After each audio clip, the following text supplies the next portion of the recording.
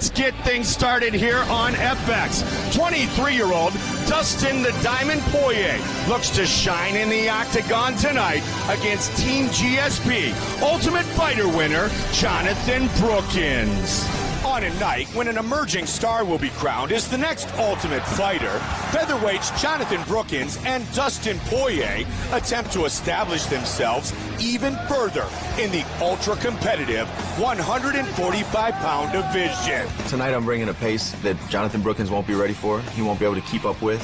I'm going to be explosive, and then it's going to be nonstop. Dustin's going to be one of the tougher fights that I've ever fought. He brings a different attitude to the cage, and he doesn't have any quit in him. I believe that I'm walking in this fight more prepared than I've been in a long time.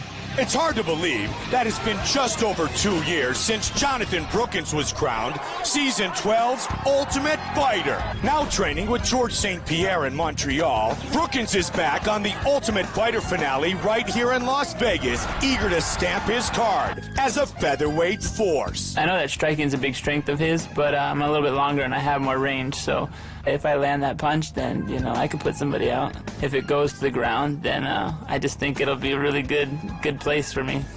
One of mixed martial arts' most exciting competitors, Dustin Poirier, has gone 2 for 2 in post-fight awards in 2012, winning Submission of the Night against Max Holloway and Fight of the Night against Chan Sung Jung. A knockout of the night could be next, but the Diamond is prepared to win wherever the fight goes. This is a pick-your-poison kind of fight for Jonathan Brookins. If he wants to stay on the feet, I'm going to knock him out. If he wants to try to bring me to the ground, he's going to get submitted. Coming up next, Dustin the Diamond Poirier squares off with Jonathan Brookins.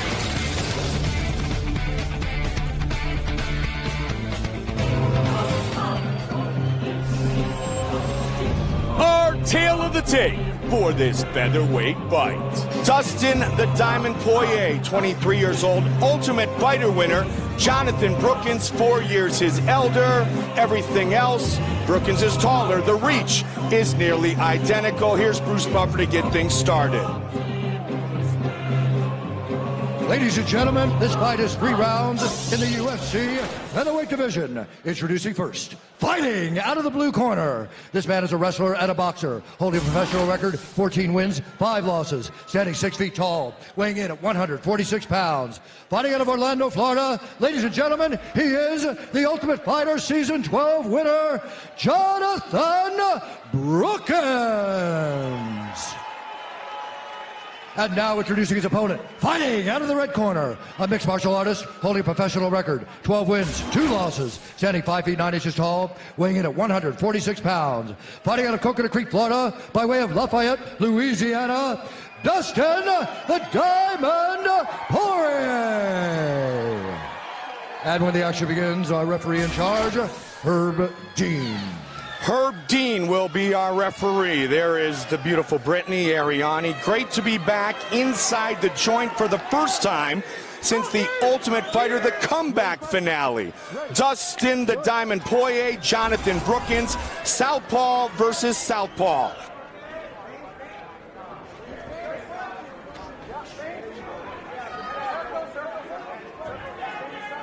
Black trunks for Poirier, blue trunks for Brookins.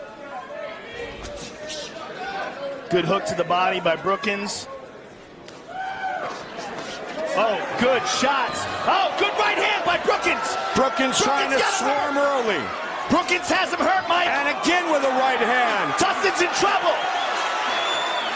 The Ultimate Fighter winner looking to start things off in style. He's got to be careful, though. His chin is flying up in the air. He's got to be careful of the counters. In his attack there, he was leaving his chin hanging up there in the air. He got away with it, though. He caught Dustin's attention very early. I think Dustin, coming into this fight, most people believe has a significant striking advantage, and he got a little cocky there, got a little overconfident. Joe, it is very worthy of note. In pursuit of excellence, Jonathan Brookins, who embraces this journey of life and fighting, has trained at the TriStar Gym with Firas Zahabi, and Dustin Poirier, who learned so much from Tim Crater. He is now at American Top Team. Oh, and Brookins tagged him again. What a great stand-up battle early. Well, both men are trying to improve every single aspect of the game by going to the best possible camps. Those two camps, what you just mentioned, ATT and TriStar, two of the very best camps in the world. Oh, I'm telling you. Oh, big elbow. I am impressed with Jonathan Brookins' stand-up. On The Ultimate Fighter Season 12, UFC President Dana White said of Jonathan Brookins, he has never seen someone as respectful and humble for as talented as he is. He really is a great human being. And, you know, he's not a mean guy. He looks at fighters as a problem. He looks at it as a thing that he has to solve, a complex equation, a jigsaw puzzle, however you want to describe it. He doesn't think of it as beating people up. He just goes out there and does what he has to do. He looks at it exactly like the Hall of Famer Randy Couture did. He looks at it as a competition. Yes. And so far, he's doing very well. Caught. Good right hook there by Poirier. That straight kick just missed Brookins. Brookins trying to isolate here. Got him pressed up against the cage. I thought he was going to try to go for a standing guillotine. There's a nice knee by the Diamond. That's what he has to worry about. Brookins has to worry about the way he keeps his chin straight up in the air. He just got caught right there, Joe. I mean, he takes a great shot, but he's got to worry about the placement of his hands and how he carries his chin. We didn't know a whole heck of a lot about this young Tim Crater-trained Dustin Poirier when he debuted against Josh Crispy, who was supposed to be the next big thing. Maybe it's Poirier who's the next big thing at featherweight.